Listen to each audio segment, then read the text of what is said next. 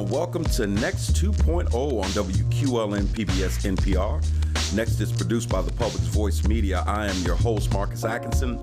If you want to know more about Next 2.0, you can go to Facebook and like the page. You can follow us on Instagram at Next 2.0 Erie. There you can keep up with upcoming show promos, events, and clips about what's next for our communities and our democracy. Thank you so much for tuning in. Well, WQLN just finished its first golf outing for charitable purposes. And I got to tell you, I thoroughly enjoyed myself. The Public's Voice was one of the sponsors. We were honored to do so because WQLN, PBS, NPR has been such a critical and pivotal partnership for the Public's Voice. The Public's Voice would not exist were it not for my relationship with WQLN. So every opportunity you get to support the programming of WQLN, not just this show, but all the other shows that you see on Passport and all the shows that you see when you're watching on physical television or when you're listening to the radio programs on 91.3 FM, I'm encouraging you to do so. Wonderful network. The show that I'm going to air today was actually one in which I was the interview subject. There's a gentleman by the name of Rob Davis that I've known for years. And Rob and I have had some very deep and profound exchanges, black man to black man, let alone man to man. And we've had our own journeys and we've watched each other's journeys up close and from a distance over these last few years. And he's got a podcast that he does on another public platform, and it's called the Let's Fail podcast. And he has taken his frustrations about his setbacks and his failures, for lack of a better term, it's the term that he runs with, and he has converted that into something very positive. And I was honored when he asked me to come in and talk about the subject matter of success and failure and dealing with all of the expectations that come along of being a public figure. And it was a really great interview. I want to play that interview for you. And even with his intro and outro, because I don't want to steal his thunder. This is a video interview. And so there's a link in the description for you to watch the actual video as opposed to just listening to it here. I thought he did a really great job, and it was a fun conversation to engage in. But before I go there, just from a current event standpoint, there is so much happening right now in politics, in the world. The subject that we will take on next in our next week episode is the one of P. Diddy. If you listen to our past shows that we've done, one show in particular where we went through the indictment that was put forth by the attorneys for the singer Cassie, we went through it line by line almost. And we said in that show, if some of this stuff is true, and it really felt like it was because she had produced so many receipts. We said, if some of this stuff is true, we have a much larger issue for him than just settling out of court with Cassie and giving her her money, which he did. And he did it so quickly. You know, it was within 24 hours of that thing being released that he did it. And so that's the thing that made us and a lot of other people say, ooh, where there's smoke, there's fire.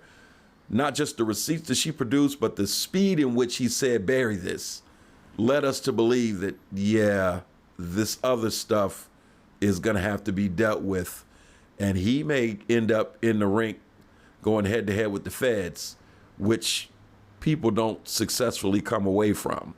Their success rate is absolutely ridiculous because the feds don't come at you unless they have what they need. And the fact that they snuck up on them and raided the mansions the way they did, said that they had a ton of credible evidence to go to a judge and say, we need these search warrants.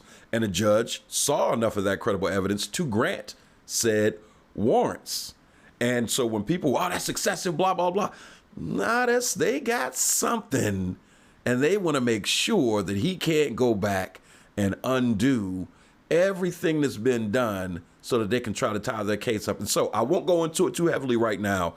It is a lot to chew on, but I'll be talking to a friend of mine out of Atlanta who herself has a podcast that focuses on these pop culture issues, news from that perspective, you know, Dee Dee Sky, and real nice sister. This would be a lot of fun. But for today, I want to play this interview from my man Rob Davis with his Let's Fail podcast, where, again, I am the subject. And we have a heart-to-heart conversation about the public image, what it's like to navigate that, and what all of this feels like from the vantage point of a black man. Enjoy. Hey, I'd like to welcome everybody back to the Let's Build podcast, where we embrace failure as the essential stepping stones to our success. My name is Rob Davis, and today I got my man Marcus Atkinson here with me this week. And this episode, we're just going to talk about being a pivotal voice for the community, being in the public light, also what it is to be a leader in the fields and trials and tribulations and setbacks that come with that, personal and professional. We here like to take messy situations, unpredictable situations on our journeys and turn them into stepping stones instead of stumbling blocks. I mean, that's physically, mentally, spiritually, emotionally, and financially. Bro, can I get you to introduce yourself to the crowd? Yeah. First of all, thank you for having me on today, man. My name is Marcus Atkinson, and my principal business is M. Atkinson and Associates Business Consulting. But I helped launch a nonprofit called the Eastside Renaissance. Does a lot of property acquisition and renovation and neighborhood revitalization. And I've got my hands to a couple other things as well. So all about community and all about trying to take care of my family. Yeah, I appreciate you coming on the show, man. Absolutely. Just like I said before we got on the air, man, I just like to try to do this for the culture, give us some exposure, just restore some hope, to the community, you know what I mean? And I also want to give people a little backspin, Let's Feel. It's all about, like I said in the introduction, taking our failures and using them as pivotal points of success. Yeah. Whatever they may be look like in life, we just gonna sit here, discuss, chop it up. I got some questions I want to ask you. Absolutely. Guidelines, and also just share your personal story, give people a little backspin, something they identify with, relate with, you know what I mean? And just go from there. Yeah. I don't know how much of my backstory that you want. I'm a hometown guy, man. I'm born and raised in Erie.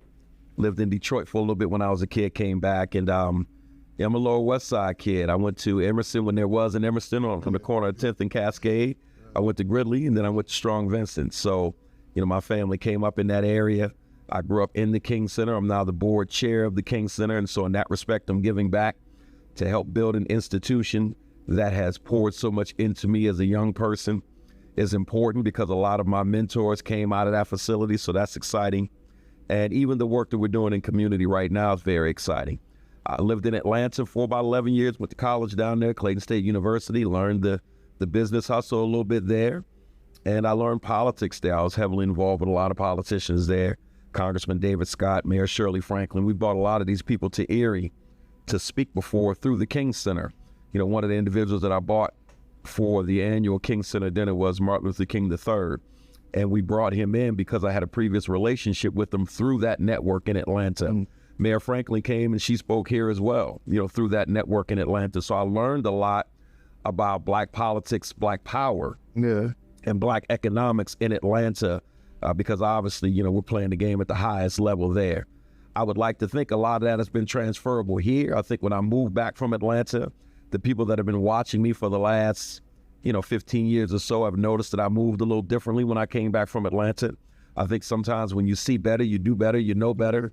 And again, I got a chance to see Black folks perform at the highest level, man, and it's been very impactful. I remember the Martin Luther King III coming. I didn't know you was behind it. Oh, yeah. I tell you that. And I was kind of in awe that I was able to experience that for real. This is part of the legacy, Martin Luther King. Just to partake in that was pretty dope. Well, yeah, as you know, I have my own podcast at WQLN, NPR, PBS, next with Marcus Atkinson. Been doing that for about 7.5 years. But to go back to that MLK III appearance at the King Center annual dinner, I had the privilege of interviewing him after he spoke. Mm-hmm. It was 600 plus people, and you were there. Yeah. I could hear a pin drop, man. And one of the things I wanted to expose was COINTELPRO, the counterintelligence program, and the way tax dollars were being used to wage this underground war against his father and others. Yeah. And I wanted to bring that to the forefront because it's one of those things that some people think is urban legend and urban myth. Yeah. And for him to actually put some teeth to the account so that people can see, wow, that's real. It was deep, man. It was a privilege. Yeah. That's pretty dope. So key discussion points, man, I want to start off with. Sure. the pressures of like public expectations and how being in the public eye amplifies the impact of failures and pressures to maintain that image. Well, you know, it's an interesting question. When you talked to me about the subject matter, I thought, you know, certainly somebody should be taking this on, because there's an evolutionary process to it. I have to say, at least it was for me. I find that as you get to know yourself better, the expectations of the public or the wanting to keep up a certain image becomes less and less important, because you become more rooted and grounded in your own personal principles and what direction that you're going in. I think it's very hard, man. The gravitational pull of other people approving of you when you get pegged for leadership, and when people start to look to you for leadership, and, you know, they start to give you certain assignments, is very intoxicating. So, you know, just keeping it 1,000, and you just find yourself wanting to make sure that you stay in a certain light when that first hits, man. And I watch other people go through it. I mentor a couple young bucks that are going through it now, and you see some of them handle it well, some not so much. And that period of you're the guy, right? It goes a lot of different directions, but I think during that time, you're the most susceptible to, I want to make sure that they view me a certain way. But if you keep going and you start to find your own voice, it starts to become less and less important. And you actually start to get into a position where you can dictate the terms of how you're viewed as a leader based upon the way you conduct yourself and that self-assured nature of that new season of just understanding yourself. It's fascinating. Yeah. So like for me, I want to like know, how was that early experience getting into leadership? Like, what was the fears of like the doubts, the rise? Yeah, and this is the part just that is, I think people should lean into. There was no fear on the front end, because I was just doing what my spirit was convicted to do, and other people came along and started putting the leadership tag or title on me in motion. I didn't even view myself as such. I think about, and certainly not comparing myself to him at all, but just giving you a context that you may be able to understand. When Edie Nixon from the Pullman Porters bailed out Rosa Parks, he was also one of the people that brought in Dr. King to the movement, because they understood that Dr. King had a voice that was very important and very impactful. And he, I think, would agree with that, but he didn't see himself as a leader. He had no intention on leading this movement. It was thrust upon him. And you can look throughout history, various levels, locally, regionally, nationally, religious, what have you. In a genuine sense, I think most leaders have it thrust upon them. So all that to say, I wasn't thinking about the impact. I was just being Marcus. People started viewing me a certain way. Now, once it hit, you start to catch reactions from people. You know, your voice hits different, your actions hit different. And that's when I was more conscious of the fact that I was being viewed as a quote unquote leader to whatever extent.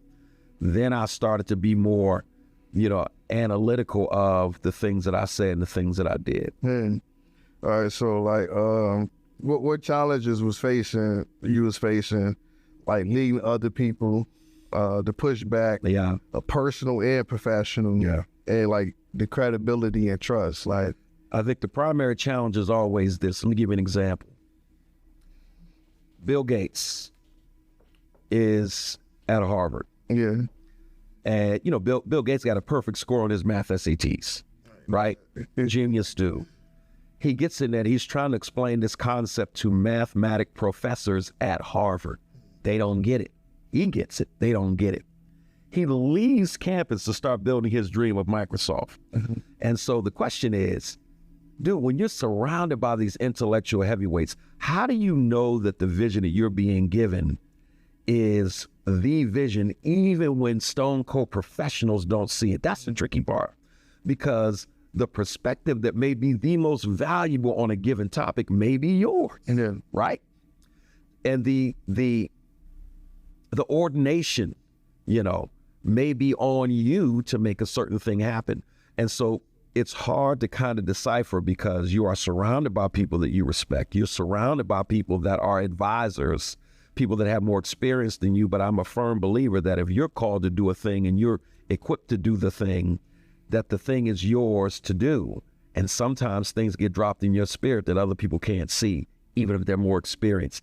That was and still is the tricky part, knowing that I think that the vision that I'm being given, or this gut feeling that I'm being given, that I feel, I'm gonna run with that. even if it flies in the face of the counsel that you're getting from people that may have helped you get there. Yeah. Right? Now, the drawback is, not even the drawback, the other side of that is you take everything that comes along with it, good, bad, or otherwise. But I would say that was probably the most challenging part and continues to be the most challenging part. And so it's this balance of, I'm going to take your good counsel, I'm going to take your lead, I'm going to ask for your advice. There are times where I've learned that voice that says, whether they see it or not, this is it, you need to rock with that. Yeah. You know, regardless of what their thoughts are. All right, so like that leads me to this question. You gave me the backspin last time we met about the whole birth of the Renaissance. Yep. The east side area and stuff, you know, for people that's not familiar with the area. Yeah. I mean, that's the demographic of the blacks and stuff. And like y'all took this on head on first, the challenge, right? Yep. So how did you use like the criticism that you was facing from that and the controversial stuff that came with it? How you use that for growth? Oh man, how real can we get on this show, bro? We get real. So we get authentic. Man, look, this is the hard part, and this is something that I tell my wife, boy. And, you know, if you're listening, take this the right way. As a black man in this space, so often, unless you're willing to follow all of their orders, the white establishment doesn't want to see you win. They'll support you as long as it affects them, which is fine. These mutually beneficial relationships is what business is built upon. So that isn't in and of itself a negative. But there is this paternalistic relationship, especially in a city like Erie, between the white power structure and everybody else from the minority community that needs funding for various reasons. And so it's like, I got money for you, but I need to tell you how to work this thing. And they'll guise it in some slick languages and innuendos and everything. They'll never come right out and say, I want to be in control of how you move. Yeah. But there's always that kind of wink and nod when I'm going to give you this check for your project. And so you have that dynamic. The other dynamic that you have, you get a lot of pushback from black folk. Black folks, and this is why I referenced Atlanta in the beginning, black folk in Erie, and if you black and you listening to this, I need you to lean in because this is something that we all need to figure out collectively. There is a self-esteem issue with black folk in Erie. And I want to say that it's almost I can't see us as a people doing that, right? And I don't know what that is. I think because we haven't seen each other in as many leadership roles as we should have. I think it's the same mentality that allows black folk to go into white or foreign-run establishments and never ask for a hookup. And the minute somebody black is selling you the same thing at the same price, can I get it for $5 less? I didn't ask him that. Right. Family discount. It's something about seeing us in charge of something that we as black folks still haven't gotten comfortable with. Yeah. And so a lot of the pushback comes from your own folks. And so the white power structure, you know, they're there for you, but it comes with a lot of strings. And a lot of black folks just flat out don't want to see you win, and they can't even really explain it. Okay. I think it's some self-esteem issues going on. And it goes back to you being really convicted in your own spirit of, I know what I need to do. I mean, I ain't trying to jump off topic, but I'm pretty sure you helped to Willie Lynch philosophy of teaching us self-hate. Stagnate. It's definitely there. I mean, I look at the bank, you know, that we're building a bank on the corner of 10th and Parade, and the Erie Bank will be our tenants there. And I say that correctly. Our tenants, like we own it, they will actually be paying us rent. Or at least for 10 years on that building. When we talked about that, you know, the folk who criticized us most were black folk. Yeah. And oftentimes black folk in a position of authority, you know, black folks that had the ability to say, let me come alongside these brothers and help them figure this out or help pull whatever strings that I have the ability to pull. That wasn't there. And I don't speak disparagingly of those brothers and sisters that were in that situation. I do understand that when you fight through, the best way I can tell you is to show you. And once you show somebody, people have a tendency of coming around. You know, some of the same haters have come around like, hey, man. And if he can do it, I can do it. And then maybe we can work together a little bit or what have you. So, but you got to be willing to fight through that, you know, so that the negativity for me, people don't know my background. If they did, I won't unpack it right here today because that'll be the whole show. But because of my background, negativity and hate is fuel. And so my haters have no idea, like, dude, you are my biggest driver and you don't even know it. especially if you call yourself hating on me publicly. That fills my tank up better than anything. So the people that hate me the most really have had the largest hand in my success. So it's this self-fulfilling prophecy. It's like, man, if you don't like me, your best thing is just don't even say it to nobody, because when it gets back to me, it just powers me up. It's like plugging in that cell phone. You know, and so I've been able to just remanufacture that energy, man, into something positive. So like how like the public like visibly intensifies like both success and failures? Give me that question again. How should like being in the public eye intensify like your failures or your successes? Oh man, well, first of all, it amplifies everything you say and do. And the best thing you can do is, to whatever extent, take control of that as early as you can. If you allow yourself to be put into a box and have other people interpret who they think you are and who they think you should be, that will become the defining factor of how you move. And so as early as possible, you want to try to give as much of the real you as possible, and you set the expectations, you know, and that's something that, if you do it right, can enhance the journey. But your voice becomes bigger, and then you have the challenge of, how do I use that, right? And I'm very selective, especially behind closed doors. I've had meetings, and some people may struggle to believe this. I have a lot of official meetings where people will have to draw me out. Marcus, you've been really quiet. What are your thoughts? Because I've learned to reserve my 2 cents. If you're the person who has 2 cents about every damn thing, people tend to tune you. I don't know if I like that. I think I would do that differently. Every 5 minutes, and it doesn't become important. But the rooms that I'm in, they've learned if I go in, people sit up and they lean in, because I reserve those moments, because I know it's going to land like a 747 because of the things that I've done and the reputation that I've amassed over time. So I don't squander that, you know, in those rooms. As far as my own personal behavior, again, I level set the expectations. You catch me at the Erie Club in the cigar room, you gonna catch me, you know, doing the Henny straight with the cigar, and if that offends you, I don't know what to tell you.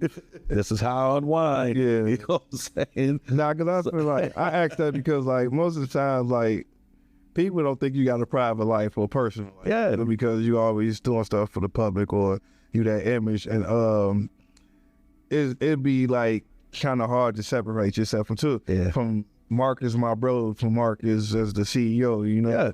And like, I think it's important to like people to see and hear, like, it's 2 different hats to be worn. Absolutely. And I will say this, even when I get out in Erie, I've got my corners that I like to go to when I want to have a beer or two and just not be bothered per se. And the places that I really enjoy frequenting, especially in my own neighborhood, I only hit them up every now and then. You know, and I think when I'm out of town on business or with family, those are the times that I really get a chance to let my hair down and just really do me. So I do things the way I normally would when I'm out and about here, but I really curtail how often they see that side. You're not going to put your finger on me as a regular. It's Friday at 5 o'clock. You'll be walking through the door. No, it's a situation when they see me. People enjoy seeing me when they do. And when they do, I just, you know, I'm me, especially if I'm in a space where it's a whole lot of black folk, you know, who have known me since I was a kid. They know me as Merton Joe's son and, you know, the King Center kid. And it's a level of understanding. You know, when I'm with that crowd, especially, they like, listen, man, known this dude all his life. They're not going to trip if you're doing shots at the bar with your friends you graduate high school with. Nah, I do that at, you know, the tap house or something. It may make social media. So you just use a level of discernment, man. But I never give them too much. You know, but there's that private life, man. And, you know, I love spending time with my wife and kids, and that side of me is that takes up the majority of my life outside of community. I don't miss anything. I don't miss my son's athletic events, my daughter's events. My wife and I do a lot of things together, so it's a balance. I had to learn it, but it's a balance. All right, so that kind of like lead me up to the next question. How difficult is it for you to like separate your personal accolades with your professional accolades? Because like you said earlier, sometimes you probably be in the room with advisors that's more experienced than you. Yeah. Or what I mean, but they ain't got the accolades that you got. Yeah. Or you deal with people that's probably been in the field or had experience, but you new to this room. Yeah. But like you come with the credentials though, Yeah. How do you be humble in those situations? Yeah. And one, that's an excellent question, because that is one of the most challenging parts of this journey. There are times where you should be leaning in and you should be listening. Now I mentioned Martin III. I remember one time in Atlanta when I was learning politics myself and a handful of our friends, we just got done, working out door to door on some political things, putting some signs out, putting flyers out, things along those lines. And we were campaigning for Congressman David Scott. We get back to the campaign headquarters, and there's Congressman Scott. His co-treasurers are Andrew Young, best friend of Dr. King when he was alive, and Hank Aaron, his brother-in-law, because Congressman Scott to this very day is married to Hank Aaron's sister Alfreda. Yeah. They're there talking with John Lewis. We in the back of the room, and they jokingly say, "Y'all young brothers awfully quiet back there. What am I supposed to be saying? I'm supposed to be shutting up and listening in this situation." We was like church mice in there, man. I want to hear everything. We learned some interesting things about Jesse Jackson, but I'll save that for another time. And so it's like that now, in the room with certain people, man, and, when to listen and when to exert the fact that you have experience and you have things that God has gifted you in as well. And knowing when and when not to, because there's times that you should put that best foot forward and kind of make your presence felt in the room. And there's other times that you ought to fall back. And when you don't know the difference, it can be tricky. I have the privilege of being around Mr. Hagan a lot of times, Mr. Thomas B. Hagan.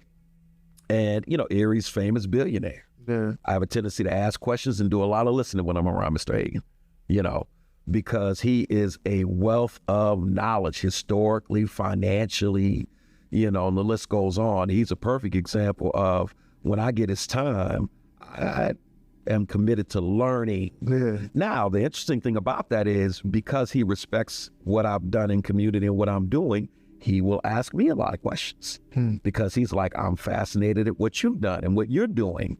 So, but I'll always defer to respect for everything that he's done up to this point, So, and with every audience is different, man. That's where mentoring comes in. You need good mentors when you start to get into different rooms so they can help you figure out, when do I shut up? and when do I sit up and say, now, wait a minute. Now, I am Marcus S. Atkinson, blah, blah. when and good mentors, Fred Rush has been one of those for me to help me kind of figure out, nah, you need to lean into that, or nah, you need to just kind of do some. I've had a lot of people that help me figure all of that kind of stuff out.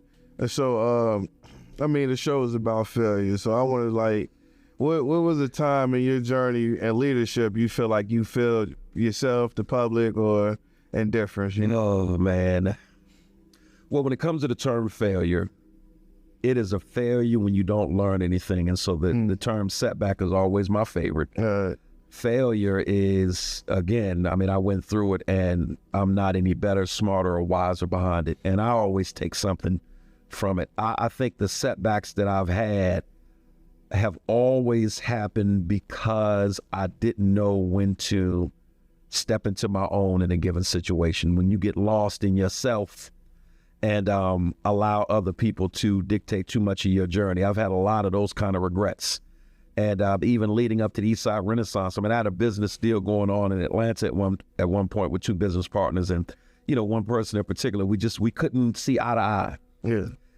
And my spirit told me to take it a certain direction, and the way it ended, I wasn't okay with the way it ended. To this very day, I'm not okay with the way it ended. And I learned from it. But the one thing I took away from that was the things that I was convicted about in my gut. I'm like, I was right. But then I also was kicking myself a little bit because I went too hard on insignificant things that I could have just gave in on for the greater good. I didn't have any balance. And so I look at all of these different areas in my career and my community journey where there's been transition. Rob, I really don't have a lot of regrets, man. I really don't. I think that my biggest regret would have been sticking around any one particular situation too long. And I think that's the thing that I've gotten right when it was time to just say goodbye. I've had some wonderful experiences and I've moved on from each of them, which has got me to where I am right now. And at some point, I'll move on from this. But in terms of failures and setbacks, it's learning balance in some situations. Because when seasons close, man, that's certainly not a negative thing. Yeah. You know what's negative is when you go from, winter to spring, and you still wearing the bomber jacket in 70 degrees, you cussing folk out because you hot. Take the damn jacket off, bro. You the one that's insisting that the season is no more. It's you're out of season, and that's where your discomfort is coming from. If you recognize that the season is changing, there's no reason in the world it shouldn't be able to change and keep things intact in terms of your working relationships. I haven't always gotten that right. Yeah. So my regret oftentimes when I do have them is rooted in that. Like that season could have changed without anybody feeling any kind of way negatively, because it's not a negative. When you put it all on the table and say it and do it the right way, it's not a negative. Yeah, I feel you. And so that kind of like buttered me up for this. Like you said, when you start stepping into your own role, which I just sum it up to your confidence. That's right. When you start finding your confidence, how do you find ways to maintain that? Yeah, I feel like you face the setback or you getting pushed back and stuff. Oh man, little wins, man. It's those incremental wins. It's the same thing I preach to my kids, man, young and old. It's the same thing I preach to the young people that I mentor. Those incremental wins. We speak to young people now. We've got a cohort going on right now at our office for the Eastside Renaissance. Because we're opening up Erie Bank, we do financial literacy classes. And we're partnered with this young lady named Danielle Randall, and she's got an organization called For the Win. Does an excellent job. One of the things I say to people about financial goals, you'll ask young bucks, give me a financial goal. I want the Lamborghini. I want the Bugatti. I want the house on the water. Why don't we start with you filling your gas tank up instead of saying, give me 5 on, right? Why not when the check comes or when the utility bill comes in the mail, to have the wherewithal financially to just open up the envelope, see how much the bill is, write the check out right then and there, and just put it back in the mailbox. That level of discipline, those little wins get you ready for the big wins. It's those little things that you do right. And so how do you keep that confidence? Man, I keep track of the little wins, bro. I can tell you the small things that went well for me as much as I can the large things, because those smaller things lead up to it. And then when you get the big wins, I'm also in the habit of celebrating those wins. When we inked the deal on the bank, we went out of town and we celebrated. That was a huge, it wasn't even so much a huge I told you so, it was a huge affirmation to, we said we can do it and we did it. Like y'all off to a good start. We did it, because it flew in the face of all conventional wisdom, even people that ran and worked and ran banks. Was where they're not building banks in the inner city anymore. There were all of these reasons, some very logical and legitimate reasons as to why this would not work. Yeah. And when we inked the deal, we took time to celebrate. We've done that for every building commercially, every building residentially. Those little wins, every grant that we've gotten, every partnership that we've brokered, all of these incremental wins build your confidence. And they say, it's that affirmation of keep going, man. You got this. The gut feeling that you had is right. And the direction that you're going in is right. There may be a left or a right that you didn't anticipate, but you're still moving in that direction. And that's, for me, how it works, man. It's you measure it day in and day out, week in and week out, which is why when people, if you know me personally, if we interface at one point and we get back together 6 months later, there's always, and some people have picked up on this, man, you turn your back for 5 seconds, you always got something new going. I measure my growth daily. Yeah. It keeps me going. If you don't do that, it's that one step at a time thing. If you don't do that, I feel like you run out of gas and you run out of the will to even keep going. But I keep track of those moments, man, and it reminds me, yeah, you're on the right track. Yeah. And so another thing I also want to hit on, the 100 Black Men. 100 Black Men. I know you talk a lot about mentoring. Yeah. One of the episodes I got is like the importance of like having an OG, a mentor, somebody to give you the game. Yeah. It's like nowadays generation, everybody want to say they did it on their own. They don't need nobody. I just want you to like go into like the challenges of like being that example for the next person. Yeah. through the 100 Black Men, through being a father and stuff like that. Yeah. The challenges are like it is with anything else. You know, mentoring is relational. It's a relationship. And when you're in a relationship, there's no such thing as giving of yourself to somebody or something without the risk of being disappointed, hurt, frustrated, all of the above. And so that comes along with it. And, you know, as I said earlier, when I was talking about mentoring young people that are going through what I've gone through of having a lot of heat on their journey and being thrust into the limelight. And as I've said, some have done well, some have done it, have struggled with it. And I think the ones that struggle with it, you know, you struggle right along with that, because it's like, well, dude, you asked for my advice. I gave you my advice, and yet you fall into these pitfalls anyways. It has to come with some grace, because at the end of the day, you like, even though you're giving this person advice and wisdom, you're giving them gain, there's still a process they got to go through on their own. That frustration is just a part of the whole thing of having relationships, man. So that's a big part of it. And but it's 100% necessary. You know, it's even frustrating now. I don't know how many millennials are listening to this conversation. I got to say this, man. Y'all can email me and push it back, man. I've never seen such a large number of young people with potential that absolutely positively refuse to ask for advice. Ask for help. Refuse to ask for help, refuse to ask for guidance, absolutely refuse. And I'm impressed by it. I'm proud of a lot of them. I normally don't get conversation from them about their journeys until, you know, somebody or something has their foot up their behinds. And then all of a sudden it's like, hey man, can we talk? Look, bro, we could have had this conversation when you jumped on the journey. I ain't gonna lie, I'm one of those millennials, man. It took me a lot of trial and error, just hardship, bro, to like really humble myself to ask for help. Yeah. You know what I mean? Yeah. And a lot of it comes from pride, man. We know it all, don't know nothing at all. You know, it's just like, until you go through it, you start to understand that, like, you ain't got it on your own. Yeah. You know, it's an easier path. It's an easier way to just reach out and like, yo, man, can you give me a pointer? Now, you know, and listen, Rob, to be fair, the pattern in Erie, yeah. And this is one of the things through 100 Black Men and even through some of my personal mentoring outside of that, a pattern that I hope we can break. When I was coming up the ranks, especially in the African-American community, man, a whole lot of brothers and sisters, I'll use Black men in particular, were like, get it how you get it. They didn't offer advice. And a lot of the same Black men that I admire, they created this environment of, you know, let them thrive or let them drown, one of the two. And you learn to have to go out and take and create your own opportunities, as opposed to somebody putting their hand around your shoulder and say, listen, man, I got you. There's a lot of doors that I kicked in, or, you know, until my shins were sore, that somebody else up there who looked like me could have just opened and introduced me through and to. And so I think a lot of the young bucks behind us have probably looked at this power struggle. And I firmly believe that plays into the mentality of, I ain't asking none of them for nothing. I'm going to just go do what I got to do. That's some wisdom to that. You got to take the bull by the horns. Yeah.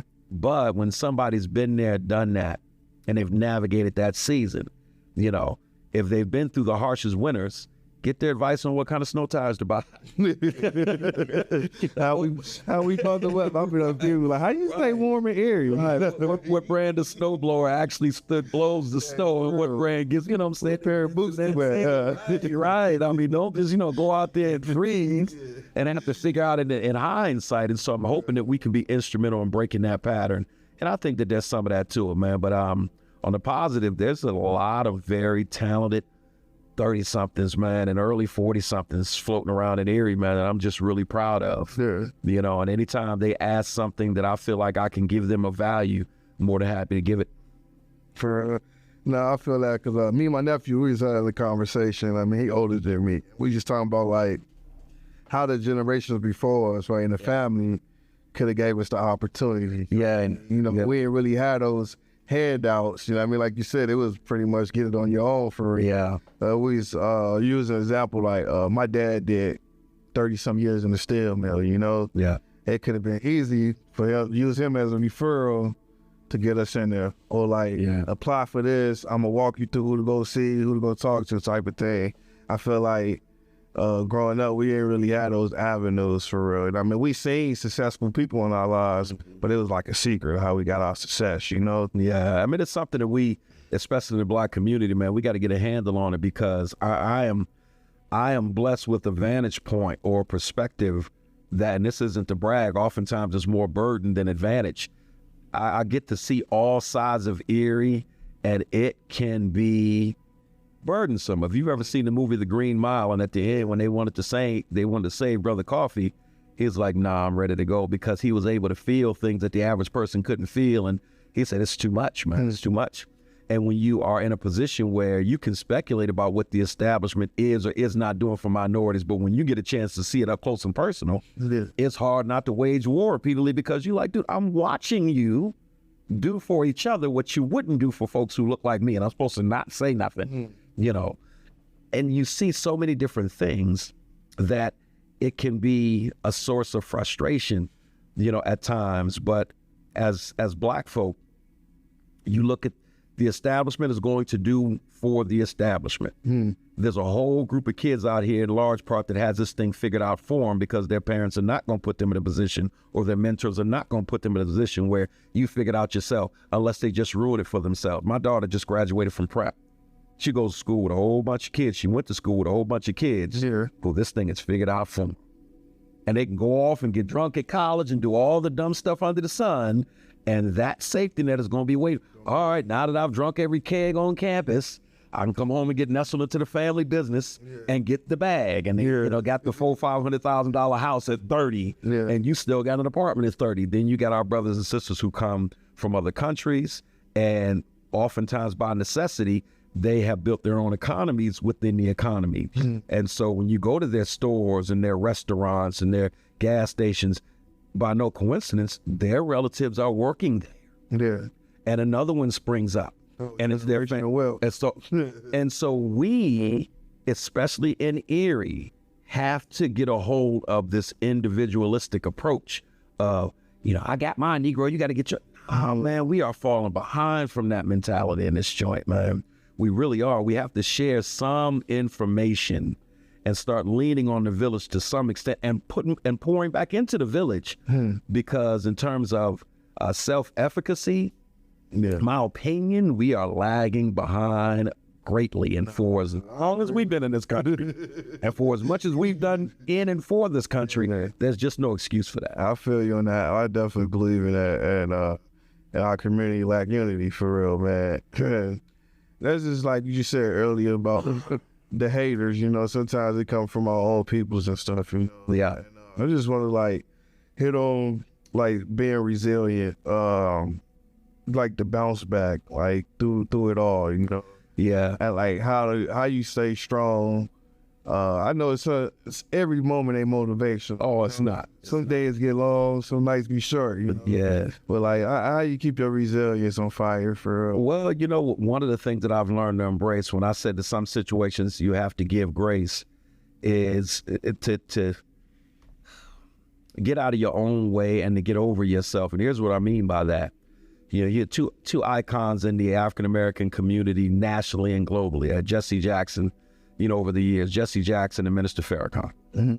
Minister Farrakhan tells the story of where Jesse was, you know, at one point, Jesse had all these negatives to say about the minister. And when the minister organized the Black Men's March, you know, in Washington, and the Million Man March, and all these black men were coming from all over the country, and Jesse saw it was going to be effective. You know, suddenly Jesse wanted to have Cardi, you know, Jesse was not brother, would you mind if I spoke to our brothers in D.C.? And instead of Minister Farrakhan coming at him negatively, as only Minister Farrakhan would, now, brother, you've done a lot of great work within our community. Of course you can speak to our people. It would be an honor to let you speak to our people. Mind you, Jesse been dogging him. Yeah. Jesse pushes it. Well, brother, how long can I speak to our people? Well, brother, you've done all this work for our people, man. You speak to your heart's content. I wouldn't feel comfortable putting the time limit on you to speak. You see what he's doing here? You've taken every opportunity to have something negative to say about me. In this instance, I'm going to choose to honor your work instead of focusing on the things that I know you've said about me. And I've had my moments like that. Yeah. And that takes a level of you being able to get over yourself. Because if you're saying this is about the community, this is about the culture, then you're going to have those moments where, well, dude, this is bigger than you. Yeah. He said this, he did that. But does the culture win? Does the community win? If y'all, then help the community and the culture win. Get over yourself, The personal disputes. Yes, get over yourself. And so this is why, man, it's just like and so many of these relationships come back around, but somebody has to have the maturity and the wherewithal to have that outlook and that attitude. So that's the way I look at it. And if it's somebody or something that's just so toxic, then you just learn to let it go. So every day isn't roses. Every day isn't gravy. You're absolutely right about that. And the days that it's a negative, I look for the win in it. And then I really analyze the person or persons that are in this conversation, that are a part of this feeling or this occasion is bringing me so much angst internally. And I say, what role do they play for the community that I'm trying to serve? Well, if it's a significant role, then I'll wait for this person or this opportunity to come back around and we'll fix it and keep it moving. They don't play a significant role, then I just let it be where it is. You get the high when I see you and you can buy when I see you, but I'll just leave it at that. I understand. And also I want to highlight the importance on mental health and leadership, not just in leadership, but also in Black community of the stressors, the anxieties, the tug of war, the mental health aspect that come with being in leadership. Yeah, let me say proudly, and I've said this on multiple occasions, and I'm repetitive about it for a reason. I am in counseling every week and have been for the last 4 years, roughly. And unless something happens, I try not to miss an appointment. I learned that I had several self-destruct buttons. And I had a general idea of where some of it may have come from. But especially now, I've been helped to decode and detangle some of my past experiences and put my finger on, this was the trauma, this was the outcome, these are the outputs of the actions that are born from that trauma. And I'm like, damn, that's real. And the first couple times that my therapist helped me put my finger on it, and Marcus, listen, here's what I've identified, X, Y, and Z, and I feel like it traces back to this moment. Do you find yourself doing blah, blah, blah? And I'm like, yes, I do. But I'm getting excited because he was helping me figure myself out, Now, let's look at this at a micro and a macro level. On a micro level, especially in this day and age, man, with so much hyper technology, and you look at all statistically speaking on the rat race we call America and life in general, who's not being traumatized regularly in this joint? And how do you process that? Is you can't hide behind the bottle. That leads to its own issue. You can't hide behind substance abuse. Some people hide behind sex, and that becomes an addiction, gambling. If you don't have a way to process it, it gives rise to some sort of negative behavior that just helps you spiral more. But if you look at us as a people, Rob, think about it, man. Us suppressing how we really felt, our true feelings, was a defense mechanism that was necessary to our survival. Yeah. You walking down the street with your family and somebody yelling the N-word at you legally. Yeah. I can't act out. I can go to jail and you don't even have to have just cause. Get killed, get my family on. Exactly. Anything. Right? On the job, on the street. I mean, there were so many occasions where Black folk weren't even in a position, didn't have the luxury to say, I'm bothered by this, or I need to process that. Society didn't give a damn how we felt. And so as a defense mechanism, as a survival mechanism, we had to push down and push through. And then we sent that trauma to the next person, and it became an inherited trauma. Let me say this very quick for those that are listening. Why do you think to this very second Black men are so hypersensitive to being disrespected? The trauma of our great-grandfathers and great-great-grandfathers, the trauma of them being disrespected publicly and they couldn't do a thing about it. Versus now. Right? The one thing all of us noticed about our grandfathers and our great-grandfathers, if you had the privilege of knowing them, if you've ever seen them get disrespected in their own home, boy, you saw a different side of them. Disrespect was oh man, it was anathema. You bet not. And even to this very day, we've all, as Black men, we've inherited that distaste, that deep-rooted distaste for disrespect. It's inherited trauma, man. So all that to say, brother, I'm a firm believer, if you are in a position to have somebody help you detangle these emotions and process these emotions, you have to take it. You can't even govern and lead yourself, let alone other folks. Yeah. You know, and so I believe in it, man. And we have to get out of this thing where it is weakness, at least the perception of it in our community is that it's weakness. That's what it's been associated with for a long time, man. I just came for therapy today this morning. I was just talking to my therapist about, like, I never took it to account that my dad was born in 1941 in Mississippi, you know, like all the stuff he endured. And then, you know, growing up as a kid, I wondering why I didn't get that affection. Yeah. You know, why I get that expression of love the way everybody else on TV did or around me. Right. So Right. it wasn't the Cosby's family at home. I mean, I knew Dad loved us. He provided. He gave us. He disciplines. But the only emotion we really seen was he's upset. You know, that like you said, the disrespect, I mean, took the roof off. You know what I mean? Yeah. I think this was prophetic, man. I had a relative of mine, and I never had the conversation, that very similar thoughts about my own dad.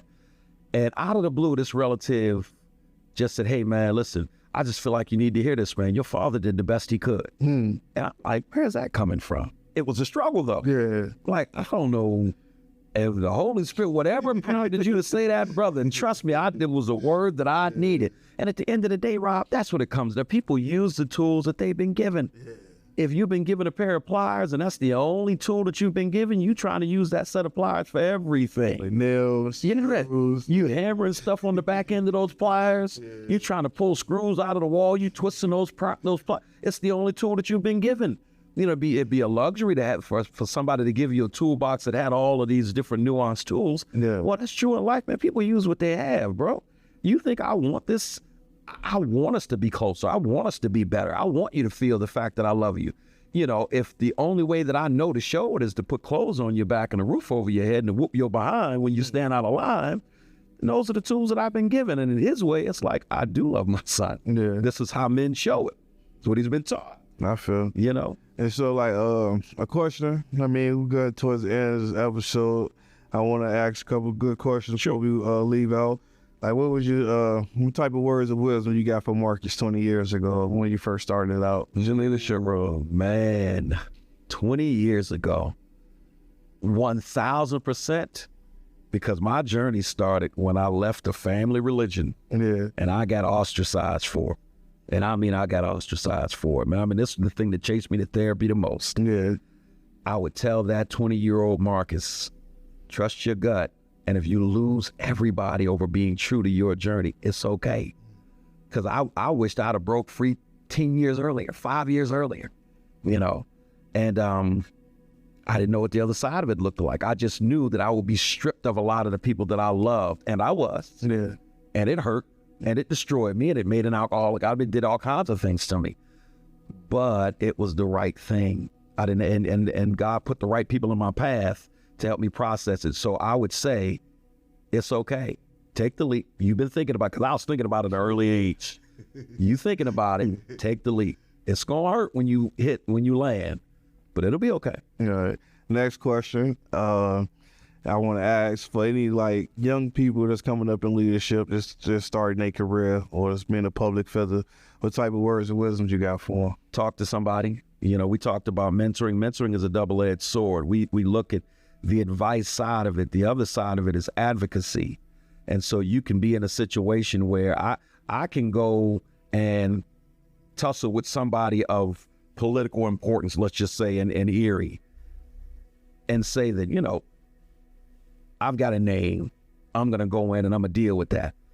If I bring Mel Witherspoon with me, or Fred Rush, or even Bishop Brown, it changes the dynamic in the room, because they bring all their history into the conversation. And when they say, now, wait a minute, you're not going to treat this young brother like this, it hits different than me saying it for myself. So it's not just the advice that you get from strong mentors, it's the advocacy and the protection, right? We all have those moments where you need to go get some backup and say, hey, man, I don't think this is fair. And they're not hearing me when I say it. It's different. They didn't bought Marcus back with him. They bought so-and-so back with him. Yeah, can we have the conversation? And you even notice, okay, the dialogue is changing. because I bring all of my experience into the room. So for young bucks, man, get you some strong mentors and get a support system in every sense of the word. Right. And last but not least, this is Let's Fail the Podcast, where we learn from our stumbling blocks and use them as pivotal points as our roads to success. What lesson have you learned from your setbacks since the beginning of your career? Oh, that is a good one. Let me put my finger on one that I can answer succinctly. What lesson have I learned from my setbacks is there's no place like home. And oftentimes, for me anyways, the more setbacks I experienced, the more I grow, the more I live, the more I see that the way Erie, inner city Erie, Black Erie raised me was on point. And that everything that so much of what I do, even when they call themselves, dogging me for, so much of what I do with them in mind, because at the end of the day, we had a lot of people from our hood that loved us, man, and did what was right by us. And it's our turn to do that. Even if you get pushback, there's no place like home, man. So in those setbacks, I'm like, it's easy to take all your eggs out of that community basket and start spreading to these new folks because they got this, they got that, they got this position. Nah, man, the folk who was there when you were 5, Yeah. those people are on point, man. Keep that village in the equation. All right. So, man, we're finna cut it out. Can you leave people with your handle, where to find you at, the podcast? Yeah, you can find me next with Marcus Atkinson on WQLN, NPR, PBS. You go to the WQLN website, it's there. You can also find it on Facebook or Instagram. And, click on a couple of podcasts, check it out, man. We have a lot of fun with our show. Yeah. All right, thanks for coming on the show today. Absolutely. Like I said, it's my man Marcus Atkinson. He got a lot of good things going with the 100 Black Men, the Renaissance of Erie, Next 2.0, his consulting business and stuff. So, if y'all want to get a hold to him, just look him up and get there. But I'd like to thank everybody for tuning in to Let's Fail the Podcast today, where we take our failures, we embrace them, and we use them as stepping stones instead of stumbling. That's right, man. All right, I hope that conversation blessed your spirit as much as it did mine. It was just a joy to sit down and have this type of discussion with Rob. I want to applaud him and give him his flowers for giving people the platform to talk about some of the moments that they may have regret about, some of the moments that they may deem as failures or setbacks, profound setbacks even, and have gotten themselves up, dusted themselves off and said, you know what, this is not the end. And for him to give voice to that is noteworthy. And so thank you all for listening. And that's it for our show today. You can tune in next time for more discussion and analysis with local and national guests. Remember, the Next 2.0 streams on Fridays on all major podcast platforms and the fourth Sunday of the month at 4 p.m. on WQLN PBS NPR, which is 91.3 FM. If you want to leave a message, comment, or suggestion for the show, you can call the Next hotline at 814-240-8816. We look forward to hearing from you. Again, I'm Marcus Atkinson. Come and join us again so that you can hear about what's next for our communities and our democracy. Peace.